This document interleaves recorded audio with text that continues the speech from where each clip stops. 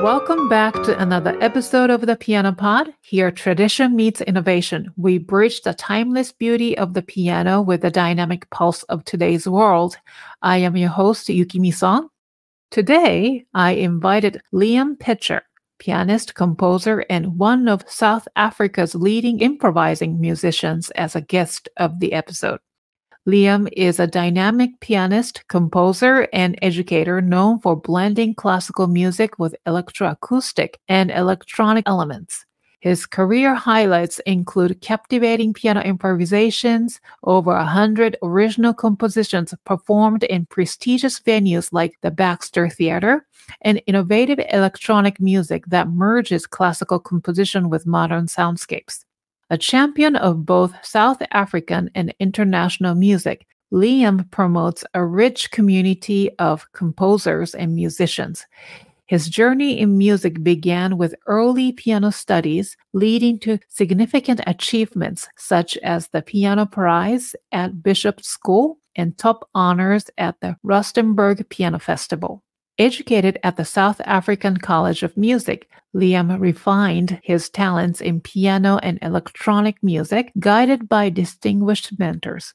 Today, he continues to explore the frontiers of music, creating works that resonate deeply across the globe, testament to his commitment to blending traditional and contemporary sounds. Here we are today to explore Liam's passion for improvisation and more. But before we dive in, a warm welcome to new listeners and big thank you to our faithful TPP fans. Don't forget to rate and review the show on your favorite podcast platform. I am thrilled to welcome Mr. Liam Pitcher to start our conversation. Stick with us for a reflective discussion on keeping classical music relevant in today's changing world. Please enjoy the show. You are listening to the Piano Pod, where we talk to the brightest minds in the industry about how they are bringing the piano into the 21st century. So welcome, Liam, to the Piano Pod. Well, thanks for having me on. Look forward to seeing what we have to say. Oh, yeah. Thank you. So I discovered you and then your work through Lisa Whaley. She is an educator, music education activist, and whom she really worships you. And then I got to interview her several months ago for this show as well. And then she recommended checking out your work through your YouTube channel. And I watched several video clips of your works. And then you're such a multifaceted pianist and musician. But what stood out to me was, of course, your skills as an improviser that made a significant impact and got me interested and eventually contacted you to interview for the show. And I think it's extraordinary, the gifts of improvisational skills and the fact that you released sets of CDs of your improvisations on the piano. And then apart from your work as a performing recording artist and improviser, you're a percussionist and engineer, sound engineer, and a dedicated music educator as well, right? Right, yes. So we have so much to talk about, but simply, let's start with this. What does improvisation mean to you? I think it depends on, the moment that you sit down. It can mean so many things. I mean, it could mean for example, I know my teacher, for example, both of us are believers, and he channels the Holy Spirit through his improvisations. Now, I mean, I am a mere peasant compared to him when it comes to improvisations. He can improvise a four-part fugue in the style of Wagner, like that, and then he can swap to like a 6-part fugue in the style of Bach. and the entries will be good, you know. So I'm not quite there, to be clear. There are definitely people better than I am. Although I think that for me, an improvisation is a way for me to express myself in any way that I might choose to at the instrument, whether that manner is spiritual or whether I'm exploring something musical or mathematical. It's just a catalyst for my personal expression, and that can be a catalyst further for my enjoyment or for my development. It can be a catalyst for zoning out and maybe, you know, channeling the divine through mindfulness. It could be a way to ponder. It could be a way to relax, de-stress. It can be anything that you want it to be. But I think most importantly, it's for me, right? When I sit at that instrument, I'm playing for myself through an improvisation. In other words, I'm doing things, hopefully, that are interesting to me. And I find that if I play it, for example, an event, a live event, say a wedding or a corporate event or something along those lines, as soon as I make it about something else, that's it's no longer actually about what I enjoy. It no longer has the same impact as, for example, the recordings that I've actually released into the world, which are all my essence. So I think that we mustn't kid ourselves when we sit down and we improvise something. It's almost a direct translation of your own essence through sound and how you are feeling in that moment, what you are in that moment. And that may bring your past, it may bring your ambitions into it. It could be anything. It's such an amalgamation of millions and trillions of things that it could be. So I think a very nuanced and complicated question, although it sounds quite simple. Wow. You know, I'm a classical musician, and obviously playing classical music pieces is different from doing improv. And then I can do a simple improvisation on the theme of someone else, like, you know, pop songs or something, but to improvise and then just given this, you know, 88 keys in front of me and do improvise, it's a little overwhelming.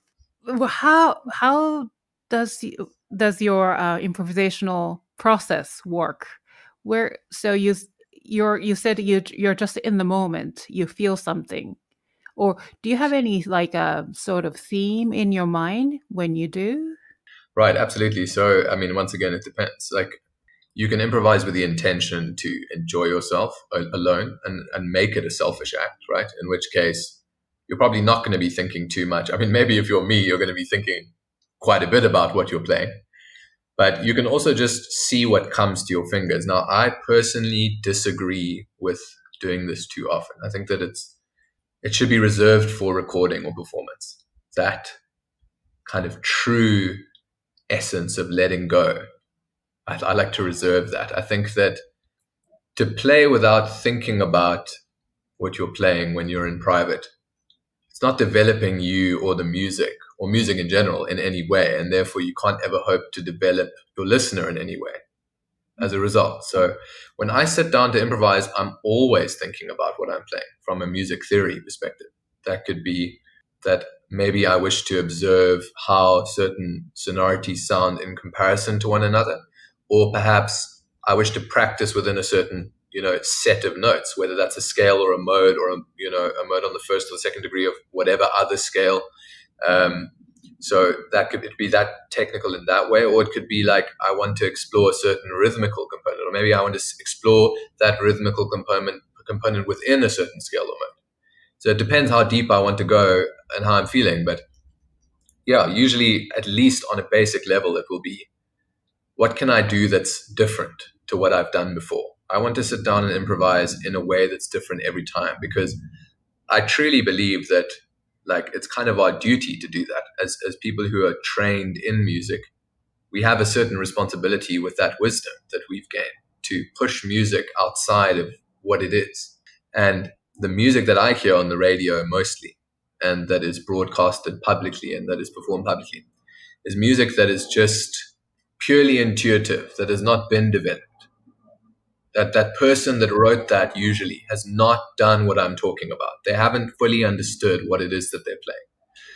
And I don't just mean understand it in terms of I'm playing perfect fifths, and a minor or major third and a triad, and then I'm moving that up and down a scale. I don't mean understanding it in a technical way. I mean actually understanding how those technicalities convey meaning through music, which is the lost art of music theory, which is the whole point of music theory, which is the point of translating the intention of the great composers, the score, through the performer into, for example, a classical music performance.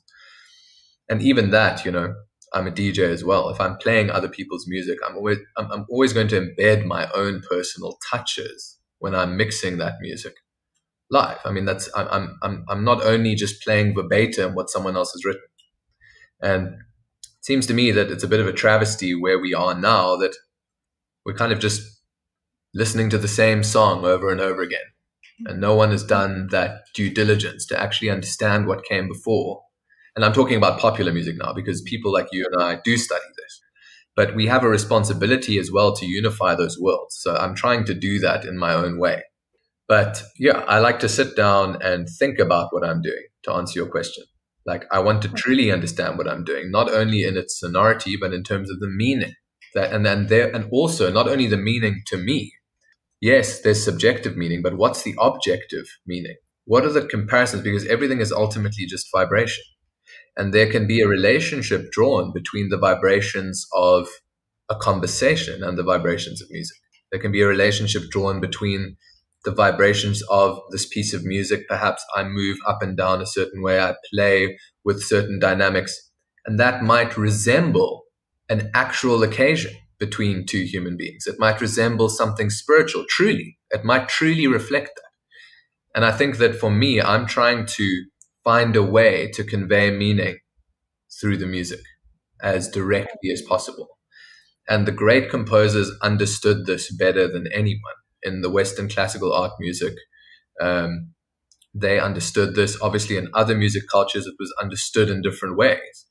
But Western classical art music, it has a very special place in my heart personally, because I think that the fact that it is based on the very vibrational structure of the universe, the overtone series, like our 12 tones come from that. And the fact that it comes from the very essence of the vibrations of the universe makes it very special. It means that we have the opportunity to, in my experience, convey meaning through the music. And that's what actually it was all about for Bach and Mozart and Beethoven. It was about meaning. And unfortunately, that's what we've lost even in modern universities. The university that I went to, probably the universities that you went to at this point, they've lost the ability to communicate what I'm communicating now. It's only through having teachers like the teachers that I've been very blessed to have that I can come to understand these things. I'm very blessed. But when I look at people talking about even music theory online, for example, and I hate making comparisons. I hate making it sound like my way or the highway. That's not what I'm saying. But I think that what has been done before us has been so incredibly miraculous in terms of the music that's already been written, that to not even begin to understand that is a great travesty beyond words. Once you truly begin to understand what these artists have done before us, and I mean when you realize the essence underlying every single note on the page, only through really understanding music theory can you do this, not just analyzing, oh, well, that's a passing 6/4 progression, to speak in layman's terms, or, well, that's a dominant 13th with a raised 5th and minus the 7th or whatever. That's not telling me what the meaning of the music is. And I feel like we've lost the ability to capture audiences' hearts and souls with the beauty that is classical music, with the beauty that is all music. We've lost the ability to actually captivate people and convey meaning through music as performers, as composers, because we have just simply failed to continue the beautiful tradition that was lost once upon a time when artists took it upon themselves, to write highly mathematical music, and they said, well, we don't care what the public thinks anymore. And I think that great exploration that they did was so selfish, and like we haven't picked up the pieces from serialism, for example. Mm-hmm. We haven't picked up the pieces yet. And for me, I'm trying to pick up the pieces. I'm trying to reach a point where I can truly, so when I sit down to improvise, to finally answer your question, all of what I've just said, but I'm trying to cultivate the ability to convey the very essence of meaning through music. And that's what I'm thinking about when I sit down and improvise music. And that involves understanding, yes, technically the music theory, etc., but also it involves cultivating the ear. So I'm listening very carefully to the sound that's being produced. I'm listening very carefully to how, the manner in which I move my fingers. What control do I have over this sound right now? What aspects of my playing do I need to develop? Now, I also can read music, and I also played pre-written compositions, but I don't record any of those because I'll probably only record those when I'm 40 plus years old, because that's just the very rich tradition that my teachers come from, or my teacher right now, Rocher Dutoit, comes from. It's that your career as a pianist only really starts when you're 40 years old, because you need to spend years developing the ability to truly convey this meaning I'm talking about. It is so infinitely nuanced that it is almost, it's sad to see people even sit down and try with the level of understanding that they have. It saddens me that we've lost so much. And so I'm trying to cultivate my own ability to just be a vessel for what it really is and what it really means, so that people can feel something again. Because I just feel like that's the only way our industry will ever become relevant again, is if people can actually listen to a beautiful piece of music and feel something again, truly feel what the composer intended them to feel. So that's what I'm cultivating when I sit down to improvise. Wow, you answered a lot of things, because it's really, my show is all about how this classical music tradition can be relevant in the 21st century audience. So, having said that, do you also think about your audience as you improvise? Do you also sense, or sometimes, music or even play or what we do as an artist is also you gain something from our audience, right? You feel something. Do you sense that as you improvise? Well, the thing is, I don't improvise in front of audiences too often, and if I do, it's mainly for background music at events, because people aren't really in a place where they can even begin to comprehend what it means to go and sit down and listen to someone improvise on an instrument. There isn't even the means for people to begin to understand that interaction, and I'm certainly not going to try and facilitate that. I think that there's groundwork that has to be done. So for me, where I engage with audiences is through DJing, because that's the simplest way that I can engage with audiences. And absolutely, the music that I choose to play can either make people bored and want to leave wherever we are, or it can create a beautiful, community healing experience between the people there. It can deepen the very bonds of their relationships. And that's my responsibility. That's what I think DJing should actually be about. It's very little to do with counting to 4 and scratching and effects and all of that, although those can be used to enhance this meaning that I'm talking about. So I think that what's nice about DJing in particular is that it gives you that direct window into the effect that music can have on people. Whereas if you're sitting in front of an instrument, you're looking at a score, or you're looking at the instrument, or you have your eyes closed and you're focusing on the instrument. And I think that with classical music in particular, it requires that. That's fine. I don't think that it's our responsibility to be great showmen of this. To simply sit down and play something you've rehearsed for a long while, and to play it exceptionally well, and to just be able to enjoy that yourself, is a show enough to anyone who's listening. But they have to come to that performance ready to receive what you have to play.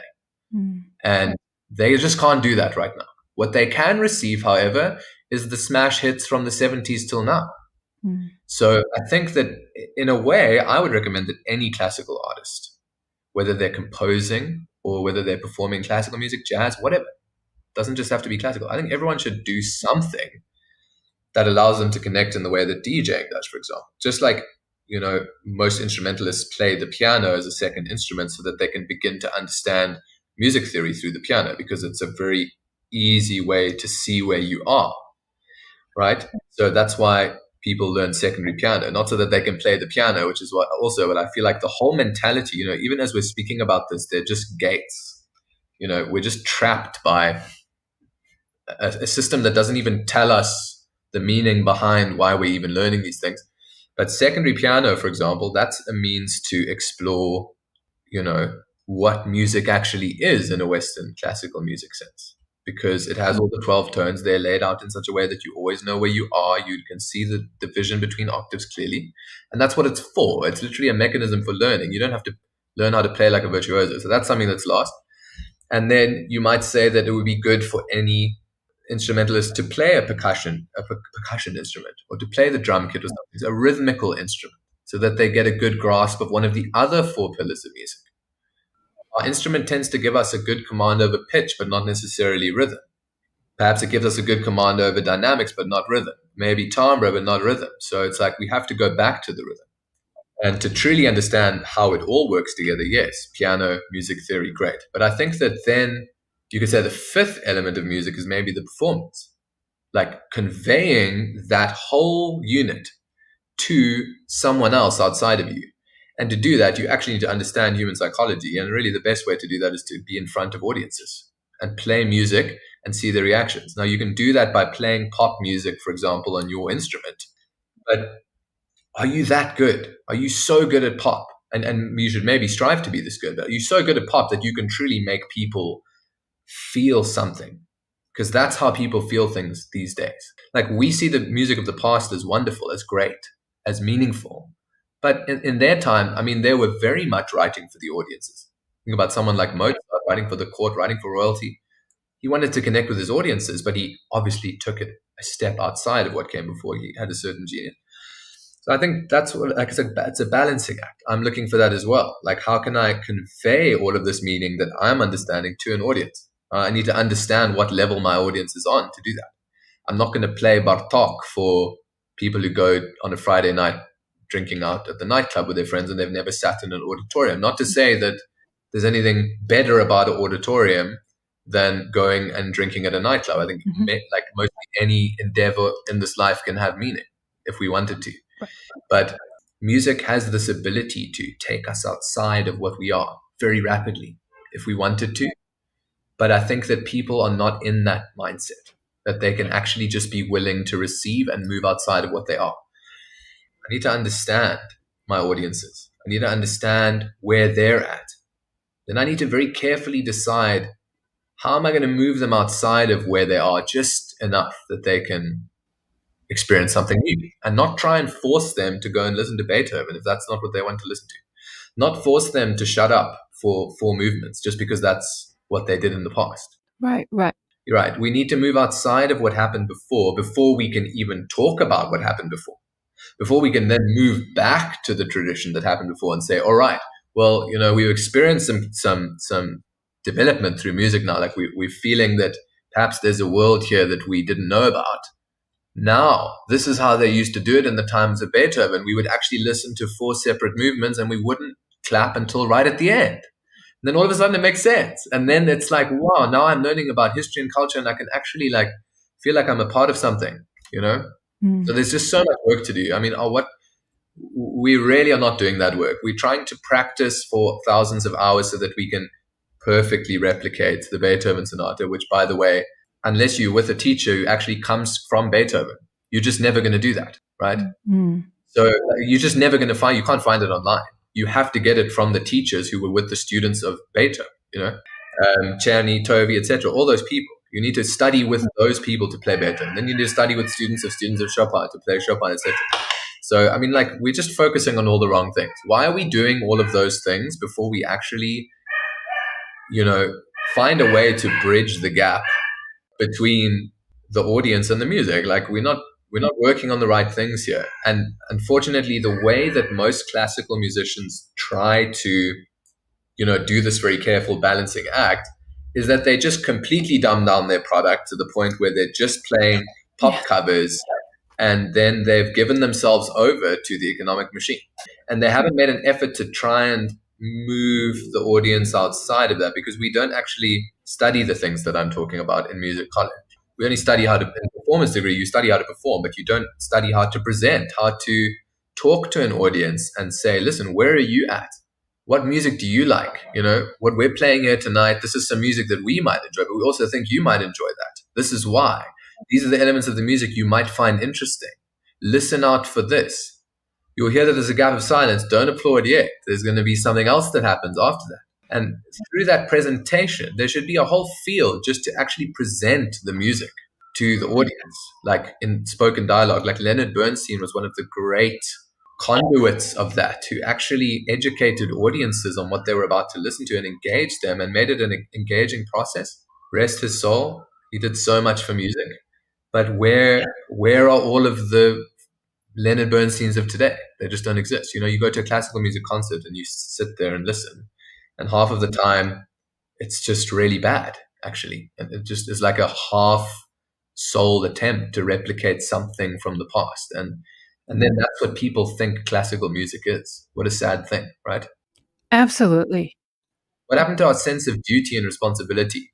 You know, when I said to you just now that I'm not going to get up on a stage before I'm 40 years old and perform like a pre-written piece. That's how serious I am, that when I get on that stage one day, I'm going to play Bach as close to the way that Bach would have played it himself on a piano if he was going to perform it himself and had the necessary skill to convey himself. I don't know if he did. We only have the history books. He probably did. He could probably play very well. But, you know, like I'm trying to get as close to that as possible before I can even think about what's my interpretation of this. Like we're so focused on what's my take on this, me. We haven't even understood, we haven't even begun to understand the very essence, the meaning itself behind the music. I still see my teacher every week to understand even the deeper, the subtler nuances of all of it. So that's what I'm after. And like, I could probably convey to an audience what I'm talking about now, but that's just me. Then what about everyone else? Like, what do I do about that? I don't know. I don't have all the answers. I'm just trying to figure it out as much as anyone else is. But I think that we all have this duty. We should feel this duty, at least, that I feel. That, wait a second, this power beneath our fingers to weave into the very fabric of existence these beautiful melodies and sounds has the capacity to change the very fabric of people's beings when they listen. I better make sure that I understand what I'm doing before I do that. But in this day and age, everyone wants to be a musician. It's so easy.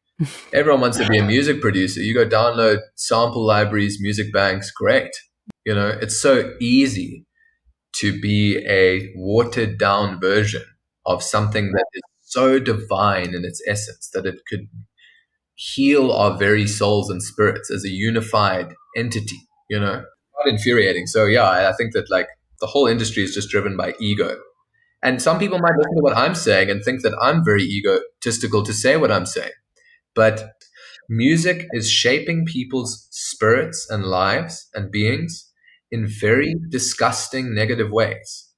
It is affecting the way that they think about this world. You know, drugs, sex, money, and alcohol, the four great themes in all modern day pop music, are propagating a disgusting spirit into our society. And we call that music. The music that I know is not that. I need a different word for that. That's not music to me, right? So I take it very personally. And it's a serious matter. And I don't quite know what to do about it yet. But I'm glad we're talking about it, because I think that a dialogue is important. But really between people who actually care, you know? Right. But I usually ask these questions toward the end. Like we talk about our duty as a musician, class performing artist, and so forth. But you answered all these questions at the beginning, so I'm very grateful. And I am with you on that. You know, in many ways, that's one of the reasons I started this podcast. Where, as a classical musician, you know, are we just replicating something from the past? But we are not. So, No. right, and you actually have a background in sound engineering. So, does this sort of philosophy come from that sound engineering? Because in many ways you think music different from, let's say, quote unquote classical musicians, because we, as classical musicians, we are taught to hone our skills, you know, technique, you know, so we think about phrases we think about musical language different from sound engineering, because sound engineers, you guys create sound. Yeah, it's a great shame that we aren't. I think that a good teacher will teach you that you actually have a divine responsibility when you sit down at your instrument. I think it comes for me from just actually years of, if I'm honest, like years of studying with people who have similar views to what I'm holding right now, and maybe don't even express them as extremely as I'm expressing them right now. But I've seen artists who are the greatest geniuses who've ever lived, and no one knows about them. And I myself, no one knows who I am. They're going to listen to your podcast. They're going to be like, who's this guy, right? I've spent 20 years playing my instrument and truly honing my craft to where I could say I'm probably one of the world's experts in what I do. And yet no one knows who I am, because I'm fighting a losing battle where people can't even receive what I've spent my whole life cultivating. And I think we need to just, and maybe they don't need to receive it. Maybe just I need to receive it, or maybe whoever needs to receive it will receive it, and that's fine. But like, wow, can you imagine if the whole world could receive it? What we would be as a species. And music is just one thread in a beautiful quilt that is this world. Like, what other beautiful cultural things could we be doing to broaden our horizons, to become more? But I think music is very special because it's the very vibration of this world itself. So music in a way is special in that sense. And I don't mean that once again to make it sound like I am something special, but I think that music is something special. That's why I dedicate my whole life to it. That's why everything that I do, whether it's DJing, the DJ company, or this, is music, right? Whether, like, just the words that I'm saying to you right now are precious. The words that you're saying to me are precious. We haven't even begun to understand what we could be if we were all unified in that. And like, it really sickens me where we are right now in terms of the fact that audiences can't receive what we've spent our lives developing, Is it due to lack of certain kind of training or education in terms of like in general public? It's just years of playing the same thing on the radio over and over again. And sadly, the same things that are played on the radio over and over again, the reason they're played over and over again and that they can be written over and over again is because they're just addictive substances at the end of the day. Those chords that, that are used in modern day pop, etc. And now, you know what? Now we're kind of starting to move outside of like the 4-chord space a bit, the 2-chord space, but like you hear things that are actually genuinely a little bit more interesting, which is really encouraging, actually. I'm encouraged by where, that kind of level of music slightly above pop music is going, especially in something like electronic dance music. I'm hearing things that are pretty harmonically daring. Like, people are moving outside of 4/4 time now. Like, I'm seeing developments, and that's promising. And it's faster development than we had in the 2,000-year history of music that you and I know. So there's something happening, but like, we're not quite there yet. So I think that just awareness is important, to answer your question. Like, no one's talking about music. They're just playing loads of garbage over and over again. And like, everyone has so much choice now because of streaming services. Now, what's really great for me is these algorithms that recommend music, they're actually getting pretty good now. So now I'm getting music that's actually good fed to me based on my preferences. That's cool. Easy to get stuck in an echo chamber for sure, but nothing wrong with that. There's plenty to experience in an echo chamber if it's a good echo chamber, right? But if you're in the echo chamber of like Warner, Universal, Sony, and you're just listening to the top 100 and that's all you know, I doubt you're ever going to be recommended something outside of that. That would be very unusual, right? So I think like anything in life, it's a double-edged sword. Like, we have to raise awareness in the public that, hey, there's a whole world out there. Everyone's talking about the latest health supplement that you can take to feel better. Everyone's talking about, oh, you can cure depression without taking sertraline or whatever. Don't take Ritalin, here's this alternative. But man, all the healing you really need is right there on your Spotify. Literally. It's literally there. It's the very essence of what you are, in fact. And like, no one's talking about it. Crazy. So how can we convey that to the public? Go and listen to something that you don't know. And if they don't know where to start with that, hey, it's probably up to us professionals to curate playlists that they can go and listen to move outside of that. Now, I don't have the time to do that. And that's another issue. I would genuinely love to do something like that, but I just can't do it all. Right. But maybe there should be whole fields of study, like into playlist curation for the general public. And maybe then we can actually move radio to a place where they're playing something really good. Not that they would want to do that because they're very happy with their addictive formula that they propagate. But so that's one element. Then you could say, well, okay, that's got to do with what we listen to, right? And maybe how we communicate music. So that's one way that it's lacking. What are the other ways that it could be lacking? Maybe there are other ways that it's lacking, right? That's just one element of it. Another way that we could be developing this is if classical musicians didn't actually completely just sell their soul and play pop music and maybe started communicating with audiences live and bringing the magic back into live performances. And then I think also the responsibility falls on us performers to actually take what we do very seriously so that people can experience what it actually means to watch a real musician play, Whether you're DJing or playing a guitar, piano, whatever, classical musicians aren't special in that regard, but there's a seriousness that needs to be behind that. And that seriousness doesn't mean that you stand on stage and with a straight face. It means that you take your responsibility seriously as a conveyor of this divine vibration. Have you watched the series, what is it called? The Wheel of Time on Amazon Prime? No. Beautiful series because there's this race called the Aes Sedai, and they're women who literally have the ability to channel the very fabric of reality through their hands to protect the general population, and then that power can be corrupted. And I feel like music is actually that power in real life. I genuinely feel like I'm wielding that power, even in the words that I speak now. Like, I know that the way that I'm feeling literally changes the electromagnetic radiation around my body, according to science. The very atoms around me are vibrating differently depending on how I'm feeling. Wow, like how does that tie into music? This is what I mean when I say we haven't even begun to scratch the surface of what's actually possible in music. And yet we have gone so many thousands of years backwards in terms of like the complexity of what is played. How can we begin to move away from that? We are slowly moving away from that, but there's no effort, there's no grand effort being made towards that, because I feel like, the record labels are very happy with where they are. The radios are happy with where they are. They're making lots of money. Most DJs who play like, what are they called? Tomorrowland, Ultra Music Festival, whatever, Electric Daisy, all of those festivals, Q Dance, they're very happy because they're making lots of money playing the music that people know. Everyone's very happy except us. And we can't convince them that what they're doing is wrong.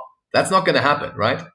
But we need to maybe band together to raise awareness about this fact that, hey, there's something outside of that. That's great. That all that stuff's great, because you know what? It's the only way that people actually connect with music and each other through a musical experience. And that's why it's doing so well. It just so happens that they don't even understand that they're at like a primary grade level of intellect in terms of what that music is and can do for the soul. Imagine people were on like a Tomorrow World festival dance floor, but the music had been written by the world's experts in music, and they were able to receive that. How transformative could one night be if that was the case? So I think for me, the biggest thing that should be done is I think that these record labels should be paying people like you to go and teach these artists music theory and to teach them about what I'm saying now, so that they understand the power that is actually in their hands to transform or destroy humankind with the sound, because it's literally that. Mm-hmm. So but they don't care. They're very happy with where they are. Right. And they certainly won't admit to their wrongs. They'll never do that. Mm-hmm. No. So don't fight the losing battle, but like, find the people that are going to receive it, who want to make a positive change, and let's all band together and make a platform. So I've actually conceptualized a platform for this. It's called Impart Productions, and it's all about giving artists a platform. Now it would have to be completely self-funded, which is why it's on. You've seen it when you look at the End the Hall recordings. Impart Productions, it's there. When I recorded those End the Hall piano improvisations, I didn't pay a cent, because everyone that was there believed in me and the music that I wanted to play. That's not because I'm special. It's just because I actually went out and asked, and I was like, hey, like, I would really appreciate it if you could do this for me, because I can't afford, as an artist, a struggling artist back then. Now I'm doing very well for myself. But, back then I couldn't afford to make a recording like that. That's like a $4,000 recording. You know what I mean? Like, how can an artist get a $4,000 recording when they're earning like $5 an hour playing music? It's just not realistic, right? So there would need to be a platform that provides artists with a space to truly express themselves to the nth degree, and that they're encouraged to do that, and that they're paid money to do that. And the content that is created could actually be a wealth generating asset in itself. But I think it would actually just have to be completely funded. But you would have to, for me, I would want to select who I believe are the most talented people who also align with what we're talking about now, who truly believe that music has the power to change this world. And you would have to be very selective with who you bring onto that. And then you would literally begin to fund the most insane artistic projects. And people would start to see, what? This is what art, I get goosebumps talking about it. This is what art is supposed to be, right? What is this? And all of a sudden they'll look at the other thing and think, what's that? I don't want that. And that's how, for me, we affect the change, through the platform. It has to be just, with people who have their hearts in the right places, who really care about music and believe that it can change the world, as it's changed our worlds and is changing our worlds. And like, maybe that's not meant to be, and that's fine, but I hope that it is, because I think that nothing will develop our species faster. No technology is going to develop our species faster than what we're talking about now. But if we want to talk about evolving into beautiful divine order, can we start to understand how we order these beautiful vibrations around us and within us that very well make us? That might be worth living for, right? Mm-hmm. Hey there, TPP family. The Piano Pod is now into our 4th season, and it's all thanks to you. Since 2020, you've been with my journey with the TPP, exploring this burning question: how do we make classical music resonate with today's audience in fresh and captivating ways? 4 years in, and the journey has been nothing short of magical. The Piano Pod isn't just a podcast, it's a movement, a space where pianists, composers, and educators brainstorm, debate, and reimagine classical music's place in our fast-paced world. We're together on a mission to ensure classical music doesn't just survive, but thrives in our modern age. But here's the thing: to keep bringing you these insightful bi-weekly episodes, I need your help. Every bit of support goes into the podcast essentials, from hosting to high-quality recording tech and the countless hours behind the scenes. So do you want to be part of this journey? Click the PayPal link in the show notes or head to thepianopod.com to donate. And as a token of appreciation, I will personally mail you the Piano Pod's snazzy logo sticker. So hit the subscribe button, spread the word, and let's continue our mission and journey as classical musicians. Now let's continue with the show. You mentioned about your CDs and the improvisation. So I was blown away with your 10 CD albums called Improvisations, right? You mentioned, and then each CD has sort of like a theme, like volume 1, where each piece was titled under colors, and volume 2 is about shape. So this is the one that you were funded by your fans and other people. So that in the whole recording was not funded. It was just that the camera person, let us use their camera. A DOP came and did it for free, and someone gave us the space, etc. I actually paid for the space, if I'm honest. The actual filming process I didn't pay for, but they insisted that we pay for that space. The indoor hall is very sought after, and I only got it because it was COVID at the time, so it was actually available. You simply can't record there as a commercial artist.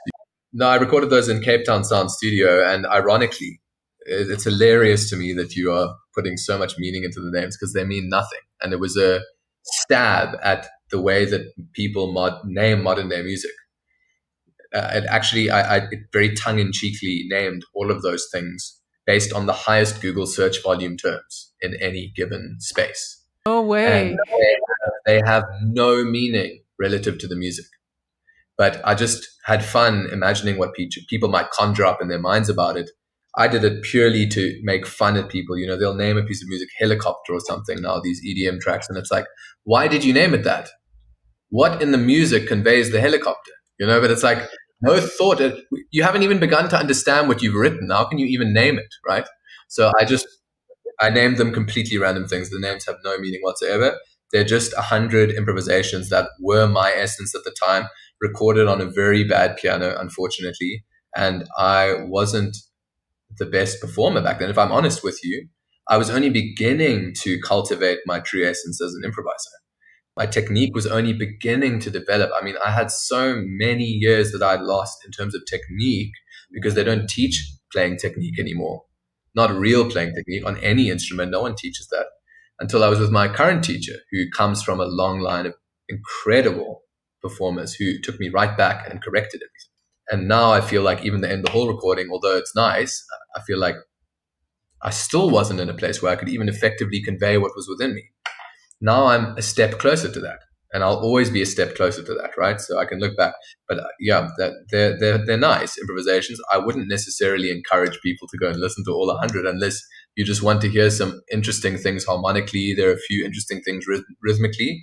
I think what is noteworthy about those improvisations is I did group each CD in terms of, at first, kind of like the feeling of the pieces. There were also multi-movement piano improvisations where there were like 4 or 5 in the same key, where I just improvised them nonstop, one after the other. I think those are on YouTube as well. You can listen to those. Those are worth listening to, perhaps, because I think improvisation should be more than just one piece. Sometimes we can actually improvise a whole suite with breaks in between. So that was like an exploration there that may be worth listening to, is the suites that are in there. And if you just want to hear like really raw, kind of a raw, unhoned like intent of somebody who, you know, has learned music theory and has been studying music for a long time and has studied with a creative genius, but isn't really effectively able to control that raw kind of wisdom, you know, I think that would be a good framework to listen to my improvisations in that have been released. Now, one day I hope to fully get that under my command, but I don't feel like I'm there yet. You know, like, will I ever be there? I don't know. That's what I'm striving for. So yeah, I think viewing it in the right lens is important. And I think just the way that I've communicated it to you now is the way we should be talking about all music. Where was that person at when they wrote that? Hey, like, if you go listen to a pop hit, like, is the producer who wrote that trained in music? If not, you probably want to know that. Like, so, hey, I'm not trained in music. I know these chords. I think they sound good. I thought they sound good as a backing to Miley Cyrus's voice, whatever that means, right? That it sounds good as a backing. You know, just like it immediately just reveals itself for what it is as soon as you start talking about it. You know, the word has that power. So if we actually just start asking questions about what information we're receiving, and music is a type of information for sure. Mm-hmm. Maybe if people actually start asking questions, and people are starting to ask questions about a lot of things now, maybe they should start asking questions about music as well. Hey, well, what is this that I'm actually listening to? What are the lyrics to that? Let me Google that. What? I'm singing along to that? Oh no. You know, mm-hmm. What a terrible thing that I'm repeating those disgusting lyrics that are on the radio every day. What's that doing to my brain? Mm-hmm. So I think the questioning, becoming self-aware is a part of that as well. Perhaps very important. But how does one even begin? Yeah. How does one even begin, right? Maybe just with conversations like these. Maybe we need to talk about this every week for the next 10 years and just release it, and just maybe I'll promote it for $100 on TikTok and see what people say. Maybe that'll get the conversation going, and then we can just post loads of these clips and just shove them in people's faces, just like everyone shoves everything in people's faces. Maybe that's the answer. Maybe that will get people thinking. If someone radical like me starts saying these things and they see it all the time, maybe that will spark the conversation and give people the courage to stand up and say the same thing. Because I know that there are hundreds of thousands of souls like me who feel this way, and they can't necessarily articulate it. Maybe they don't. Some feel it, but they don't feel like they have the courage to say something, or they might feel like, well, if I say that, then people are going to hate me, or maybe I'll be rejected, or maybe I'll lose that job. Maybe no one will hire me then. What's good about my circumstances for me is that I own my own life. So I don't work for anyone. I decide where I work. I book myself. People contact me to book me. No agency owns me. They don't own my thoughts. They don't know what I say. So because of that, I can say these things. And if anything, good is going to come of it because it's the truth and people feel that. And I'm not trying to force it on anyone right now. I don't publicly say these things because I know how radical they are, you know. But I think that if someone started saying them, maybe more people would start saying it. Maybe people would start banding together and agreeing, and maybe that's how the platform can actually become a thing. Well, I have to compliment you. You're an excellent listener. You haven't interrupted me once this whole time. So that, you know, and like you give me a place now where I can just speak about this for an hour and a half. That this is actually going to be published is incredible. I'm not going to go and, you know what I mean? I'm not going to go and record myself talking about this as if I am some great authority that you must listen to, you know? Because that is the whole reason this whole world is so like just malformed and mal-run and mal-grown. Like we've just lost completely our purpose here. We just have no idea what we are anymore, truly. And as soon as you don't know what you are, then you can become anything else. You can be possessed by anything at that point. And anything can maybe feel like what you are. What a sad thing, especially what you hear, especially what impulses guide you. So, you know, maybe we have to start listening a bit more, all of us. You're such an excellent listener. You literally have barely said a word this whole time. And you've given me an opportunity to speak. Usually I'm the one listening, right? So it's nice. And maybe when we all start listening, we'll start hearing things from people who maybe didn't have much to say because we were talking over them, right?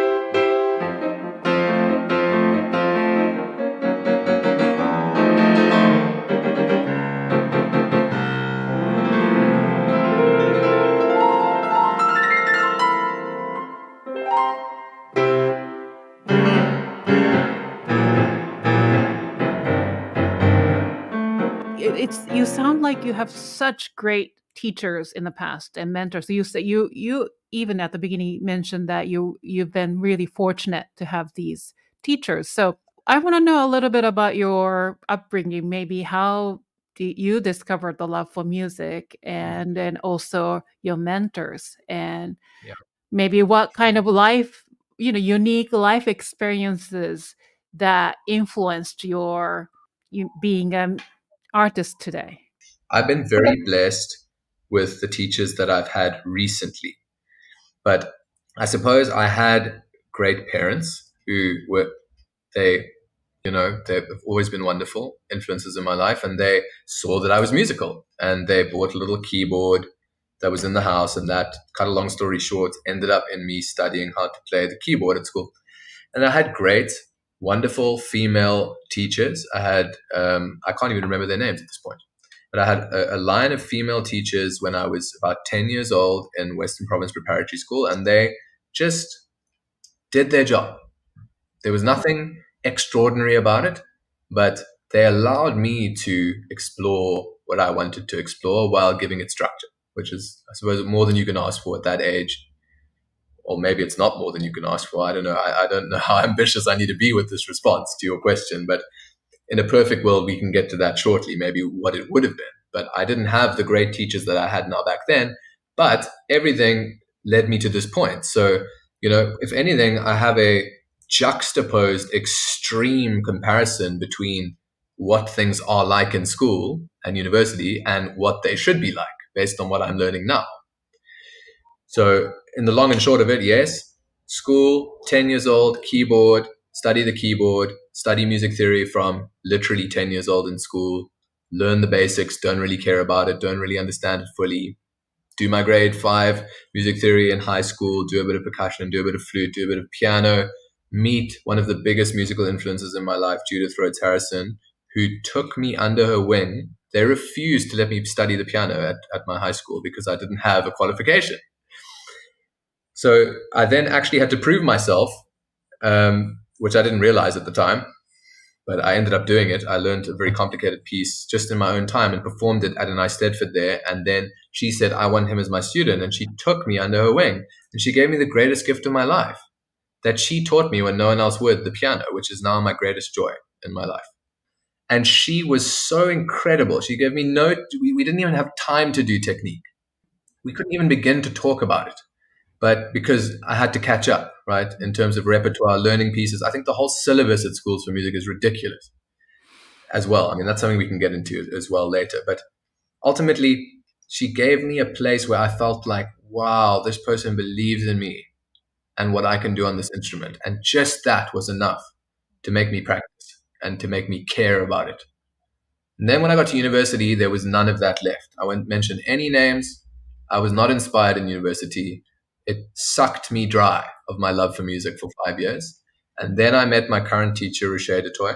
But before that, I was studying composition. So by that point, by my final years in university, I had actually just given up on becoming a performer, which was always my lifelong dream. I actually ended up injuring my left wrist.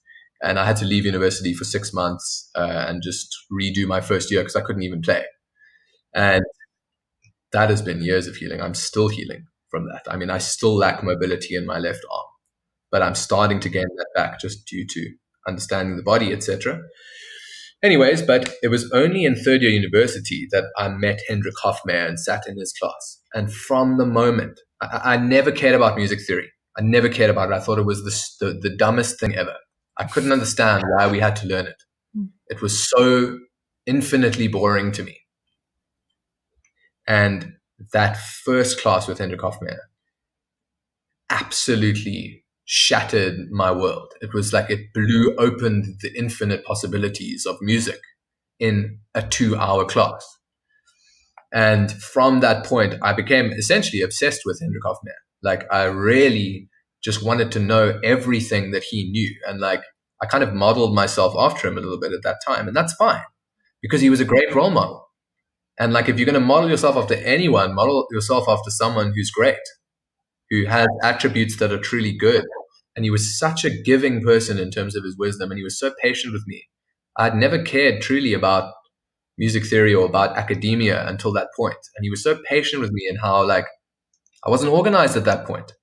You know, I wasn't necessarily accustomed to what the schooling system might expect from a student. And I don't know if he sensed or saw that, but he was so patient with me. So even though I couldn't meet his expectations, I couldn't work as hard as maybe I wanted to work because I was also DJing and producing music at the same time. And I was playing multiple times a week in nightclubs, etc., parallel worlds. And he believed in me right to the end, that even though I didn't even qualify for my final year in composition class because I was so busy and unable to perform in my examinations, and I became so ill at that time. And a vacancy came and he said, you can have it if the student will give it to you. Even though I didn't even qualify for my final year, he saw that in me and he gave me that opportunity to prove myself, which I did. And I still see him to this day. I'm actually seeing him on Thursday this week. I can't wait to see him. I can't wait to see him. And we just go deep. I mean, like, you don't even understand. You don't even understand the things we talk about. Like, you can't even begin to find the things we talk about music, like things that he has studied and knows. And I'm like, I bring my little 2 cents piece to that, but he knows things that you just can't find on the internet. You know, you can't find them in libraries even. He's understood music in ways that very few, I'd say, in history have understood. And that's why I was so captured by him, because I felt, wow, what is this whole world? This guy really knows what he's talking about. This guy really understands music. I want to understand music. I love music. What is this meaning behind it? It's because he understood the meaning. And he was able to explain meaning in music legitimately. What's on the page? What does that mean? How do we understand and interpret that meaning, etc.? So that's when I began in my second or third year of university to understand these things. And then I met my current piano teacher, and it was while I was still studying at the University of Cape Town. And I sat down and played for him. And he said, your entire technique is wrong. Everything that you do is away from the piano. Like, I'm sorry, but you just know nothing about performance at all. And it really affected me. I remember leaving that meeting thinking, wow, and he played, and I mean, he could play a P, P, P, P if he wanted, consistently. You know, he could play 20 different dynamic levels between pianissimo and pianissimo, you know, and I just had no control whatsoever over my sound. And so I was extremely talented, and Judith Rotarison, who took me under her wing, gave me so much beauty in terms of how to think about phrasing and music and interpretation. And she inspired me in those ways, as a teacher should as well.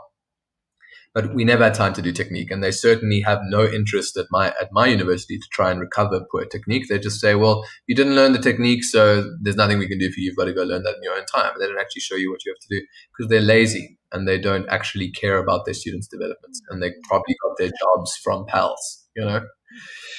But anyway, so I met Richer, and he blasted my whole world to smithereens. I mean, that was like, I almost felt like completely defeated, because my whole career as a pianist was very talented, but I completely plateaued at that point for years because my talent only took me to a certain place. Mm-hmm. And, you know, I felt what probably most pop artists feel as well, that they can't express themselves beyond a certain point because they just don't have the understanding to move outside of that. Anyways, so he sent me away, and I couldn't see him at that point because I was still studying at the University of Cape Town. And when I left the University of Cape Town, then I went and performed as a DJ at his daughter's wedding for free. She was a friend of mine. We studied together. She's probably the best operatic singer in South Africa. One of the greatest who's ever lived, probably. She is truly angelic in the way that she sings. And that's because he has taught her the bel canto style from the 2nd century in Italy, the true bel canto.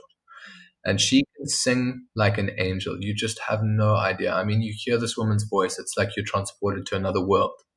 It's truly something special. And that's the effect that I'm talking about that music can have on an audience. So I've had the joy of singing with her, accompanying her, singing, playing.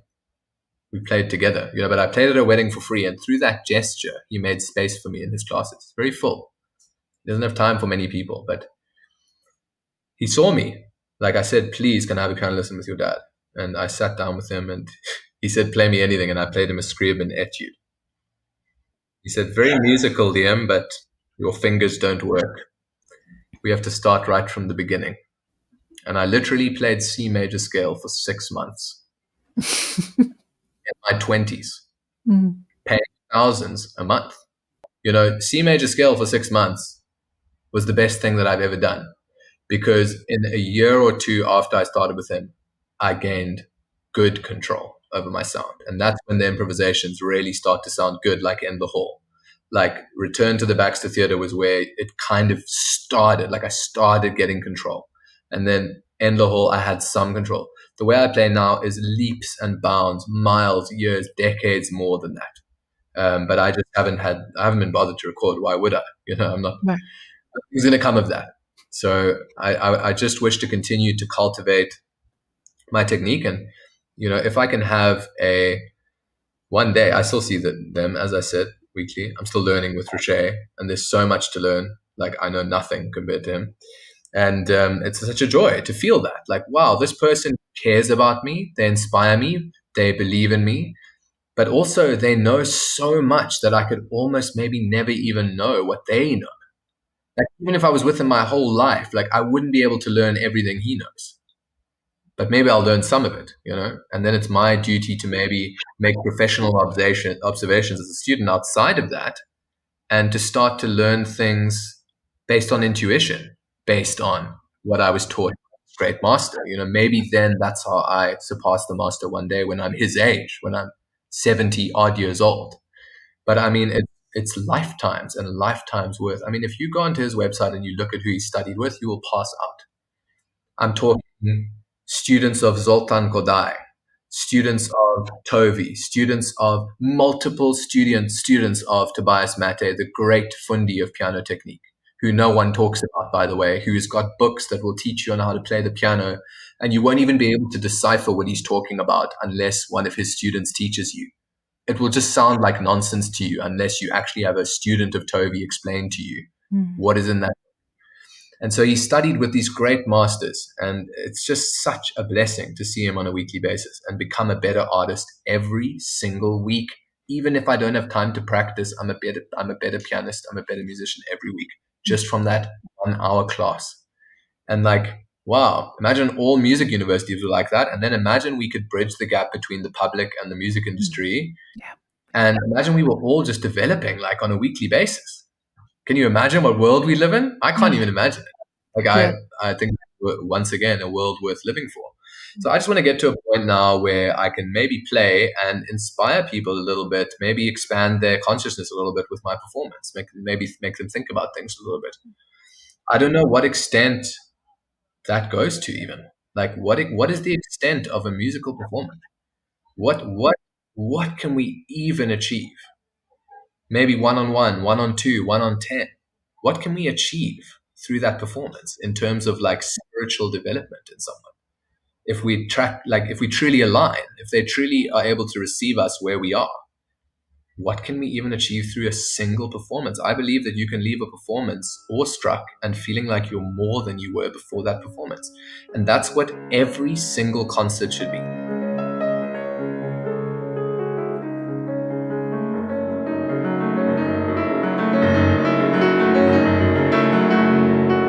I know you promote South African composers too. I wanted to ask, but what a beautiful thing South African music is. It's a whole world that hasn't even really been understood fully by the outside world. I mean, like they haven't scratched the surface at all.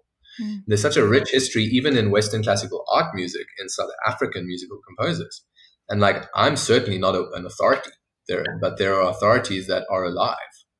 And they have information and knowledge about music that's unusual, that's different to what is taught globally. Certain living composers like Hofmeyr, well, he's a special case for sure. His knowledge is just unsurpassed, in my personal view. And I'm not biased. I actually think that I'm quite impartial when it comes to, and that I see BS instantly. And unfortunately, the whole music industry almost is run by BS. But, you know, he's so good. But, you know, we have people here in South Africa who know things that aren't in history books, that aren't in textbooks. You know, we've got a world authority on Gregorian chant at the South African College of Music. World authority. We've got a world authority on Arnold Schoenberg, who's still alive to this day, Professor James May. And I mean, no one knows who that is. I mean, I could say that and like, yeah, I don't know. There's a lot here to be explored. And I'm certainly not an authority, but I tried to do my part to just give back because I saw in them what the world didn't see in them, that they have something special. They know something special, right? So I did my little bit to give back by making score videos, by uploading. But South African composers, we're really behind here. You know, we're still a developing country.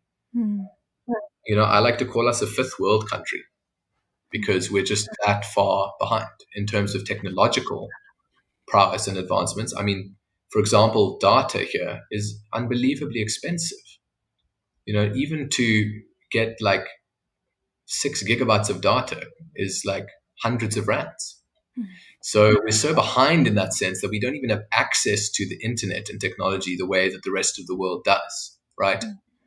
So for that reason, like South African composers, especially those who were born in the apartheid era, you know, that have been segregated themselves now through kind of reverse apartheid, who now, well, they were white Afrikaans composers born in apartheid, and therefore we should actually ignore everything they did and wrote. So that discrimination, Hofmeyr is one of those, has cost him a career. You know, he is such a genius. He's won the Queen Elizabeth Composition Award. He is internationally renowned as a top South African composer. And yet, I mean, he lives a very kind of comfortable life and no one really gives him the appreciation that he deserves. He's never in his career been appreciated for what he truly is. And that's definitely another reason that I'm motivated to create this platform one day. For all of these reasons, to create a platform that actually promotes those who deserve the promotion. Can you give us more names of the South African composers that you admire? Sure. Hendrik Hofmeyr, number one. I think that he understands what came before better than anyone, and therefore his music actually develops the rich history of our Western classical art music history. Right? Like he actually develops what came before into something slightly more than that and slightly more personal than what came before. And his style is more kind of late, you know, post post-romantic impressionism, you might call it, like maybe slightly post-tonal, post-romantic impressionism, that kind of style. It's really wonderful, similar to Ravel, similar to, what's that wonderful Polish composer's name? He wrote that crazy piano work. Szymanowski. Szymanowski. Similar to Szymanowski in sound, yeah. Anyway, so there's Hofmeyr. The late Peter Klatzo was definitely, in his own way, noteworthy. I suppose he's certainly the most famous South African composer. He didn't really understand music the same way like someone Hofmeyr did, but he had enough intuition and understanding about it that he could kind of develop in his own way what came before. He's also very misunderstood. He and Hofmeyr had a rivalry as well that's undocumented. Hofmeyr was actually one of his students, and they just didn't get on at all. So Hofmeyr had to teach himself most of what he knows by studying the scores and the history, which is what should be done as well. There should be both of those, the teacher that inspires and then the going through history and actually looking and listening and seeing. So he built his understanding on what came before. Klatzo also had good understanding of what came before. He had fantastic relationships abroad. He knew some of the great composers, like Stockhausen, for example. He met them. He sat in their concerts. He understood their ethos. He had signed copies, numerous signed copies of their scores and books that were signed by people like that.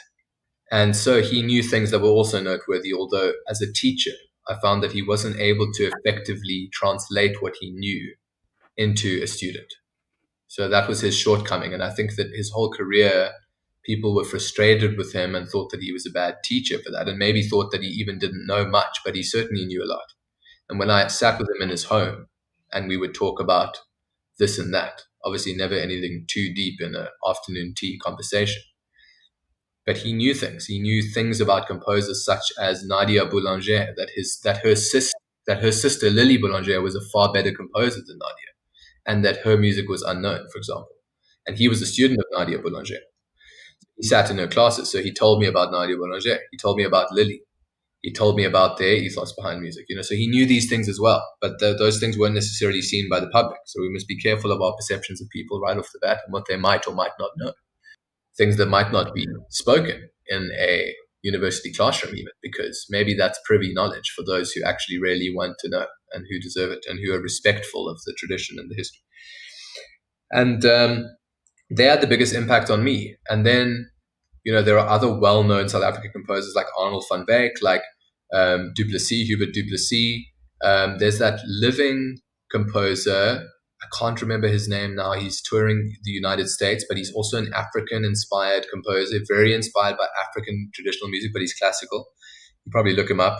So there's someone living today who's actually made a good career for themselves, but in a way, he kind of just, and I'm glad I haven't given a name, because he kind of just cribs African music and just transcribes it really directly into Western classical instruments. There's no real flair or anything too interesting there.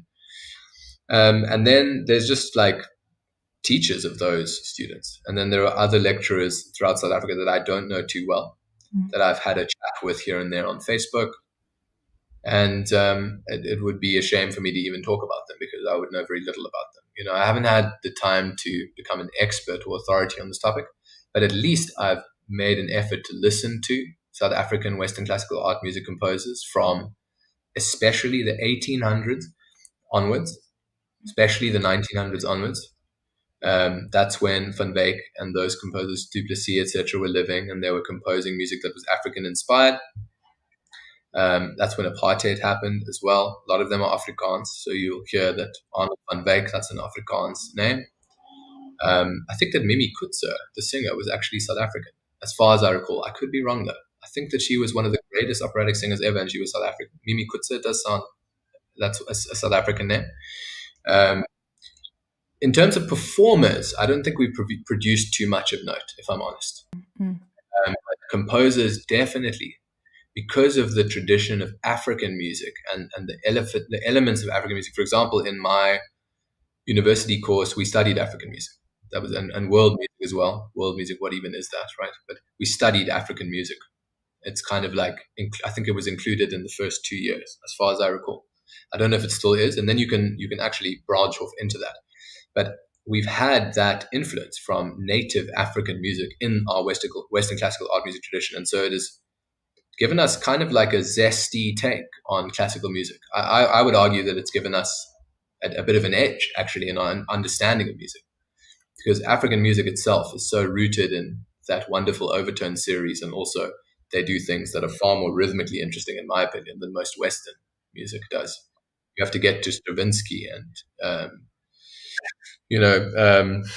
what is that 12-tone serialist's name, Schoenberg. I actually know personally the great nephew of Arnold Schoenberg. Oh, yeah? He is a dance instructor, ballet instructor, second to none. He's just done Aliyah to Israel. And I mean, he is essentially my piano teacher in dance. He is like the equivalent, because he comes from that great cultural heritage, right? So I know things about Arnold Schoenberg that I probably shouldn't say on camera. Read a few bands because I like to disconnect the personal from the musical. I believe that all we need to know about the music is actually on the page or in the sound. And I encourage everyone to do that, because otherwise we get this ridiculous notion that we should even disregard that perhaps Beethoven was a great composer because he was a white male who believed in certain racial implications that were just around at the time and that were probably forced on him, etc. Like, if we start to bring that into his music, then it's tainted. We lose the essence of it. So we should forget about what kind of a human being Beethoven and them were, and actually just look at the music they wrote. And everything that we need to know is on the page. And I think that the African composers, what's on their pages is pretty noteworthy. It's pretty interesting. It's definitely African inspired. Some of it is overly African inspired. Some of it has no creativity. It's just cribbed directly from African music, as so much of Western civilization is just taking from native societies, right? And I could see why the resentment grows in that. But if we just remove ourselves from ethics for a moment and just see what's on the page, I think that South African composers have, South African in particular, African composers in general, but I think South Africa is a hub for classical music like no other place in Africa that I know of. And they really have understood music in ways that just maintains the tradition and builds on the tradition, sometimes by drawing elements of African music into that. And that's noteworthy for that reason. I'd say some of the greatest composers who've ever lived are actually either living here now or have lived here in the past. So yeah, Van Wyk, Hubert du Plessis, those are the big names. Klatzo, he's now passed away recently. Hofmeyer is alive. And just be careful what other names you might see on Google, because maybe they have a name, but maybe they haven't really done anything to deserve that name. Now, I'm not saying only the names that I've mentioned are noteworthy, but I'd say those are really good starting points for South African classical music. And there are obviously worlds of music outside of classical music that are also noteworthy and worth studying. The fact that I even have to say that is ridiculous. But I don't want people to be dissuaded just because I'm Caucasian, and I actually am not even technically Caucasian. But, I am what appears to be a Caucasian male talking about Western classical art music, which gets a bad rap.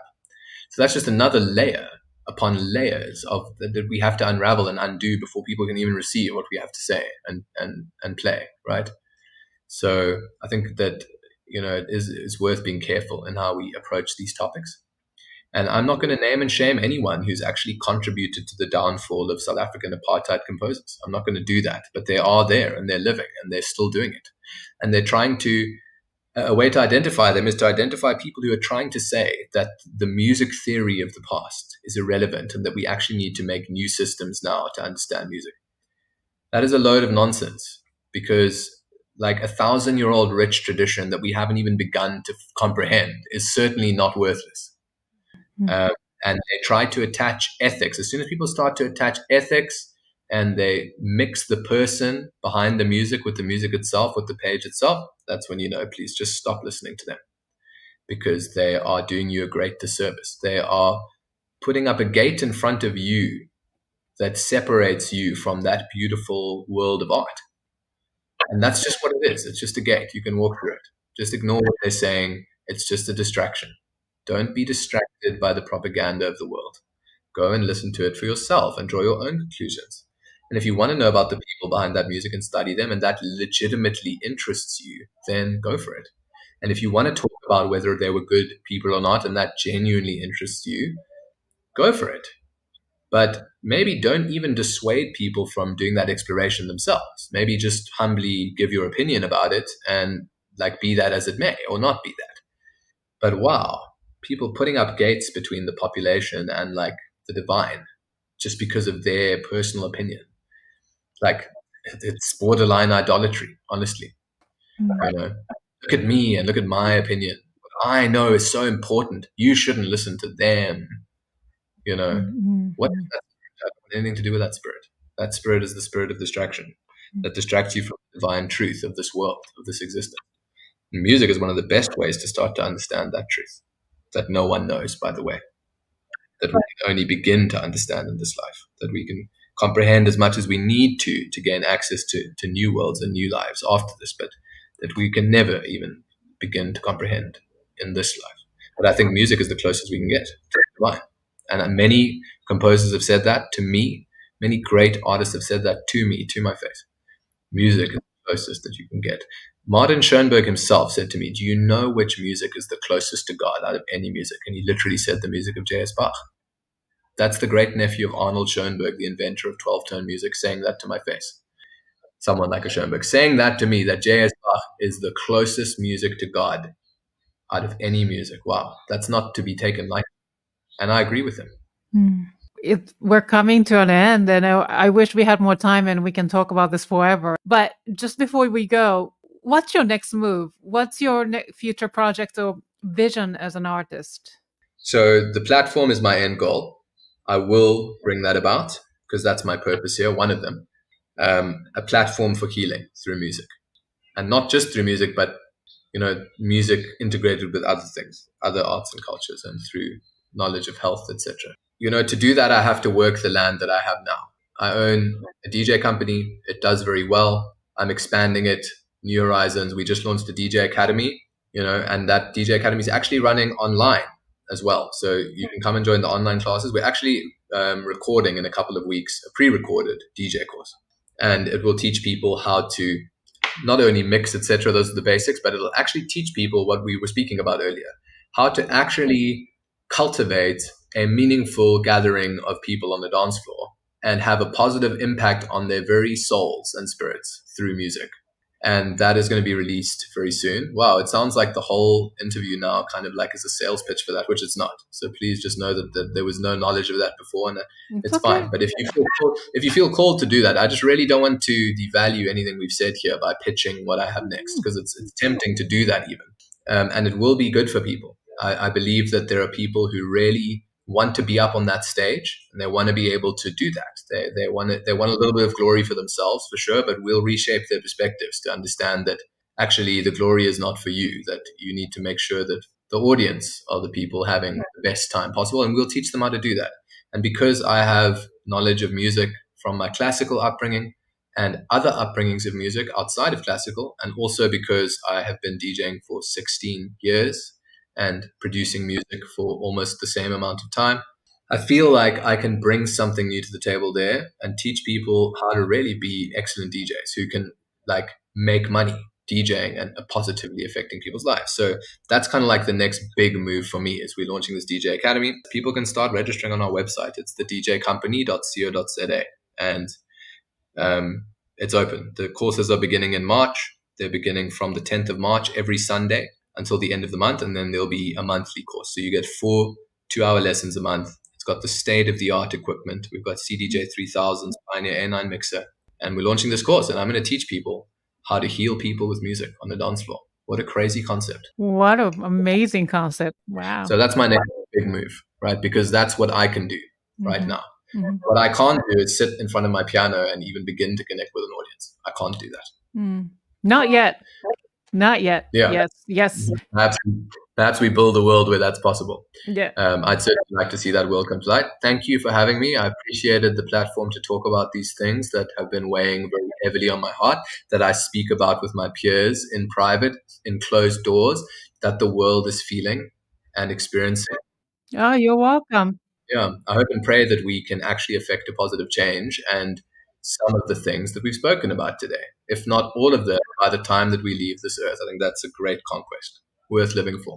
Wow, what a way to end our episode. Thank you. I thoroughly enjoyed it. And then I hope we can keep in touch. And then I look forward to our maybe future conversation. Yeah. I look forward to that as well. Yeah. Absolutely. So, but before I let you go, we have to do a little silly segment. I'm sorry.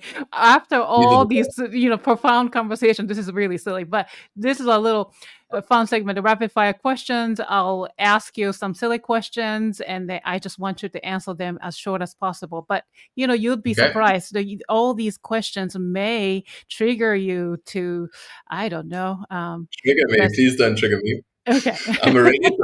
They're really silly. Okay, question number 1: What's your comfort food? Pizza. Oh, cats or dogs? Dogs. 100%. Sunrise or sunset? Sunrise. What skill have you always wanted to learn but haven't had a chance to yet? Playing the violin. Okay. What is your word or words to live by? If you seek the truth of this world, you will find it. What is the most important quality you look for in other people? I just want someone who's authentic. Name 3 people who inspire you, living or dead. Hendrik Hofmeyr, Rocher DeToy, Judith Rhodes Harrison, all 3 from this. Name 1 piece in your current playlist. I would say 0 Point Rob Clough is the greatest, in my opinion, piece of electronica ever written to this date. 0 Point, the full album. You can actually hear it on my account just because I did that for him. He didn't ask me to do it. I just posted it because I wanted people to hear it because I believe it's noteworthy. And I get nothing from it, by the way. I don't have a large YouTube following. But really, 0 Point Rob Clough, that album, the full album. Sit and listen to that with your eyes closed with a good pair of earphones and just experience like everything that music could be. Just experience everything that music could be if everyone was like in alignment. Go and experience it for what it is. That will get you as close as you can get in my experience, in my personal humble view. Okay, we'll do that. I'll post it in the show notes as well. Last question. Fill in the blank. Music is blank. Music is life. Beautiful. Yeah. There we go. This concludes this episode of the Piano Pod. Thank you, Liam, for joining my show today and sharing your stories and insights and expertise. So the Piano Pod listeners and viewers, please visit Liam's website at liampitcher.com to learn more about his career. Connect with him via Instagram at Liam Pitcher. You can also check out his work on his YouTube channel at Liam Pitcher as well. You can listen to his albums, and including 10 CD albums of improvisations on the piano he released simultaneously. All the links are in the description. Thank you to my wonderful audience and fans for tuning in today. If you enjoyed today's episode, please rate and review it on whatever podcast platform you use. Remember to hit the thumbs up button and subscribe to my YouTube channel if you're watching this on this episode on YouTube. Follow TPP on social media to get the latest piano news. I will see you for the next episode of the Piano Pod. Thank you, Liam. Bye, everyone. Ciao, ciao.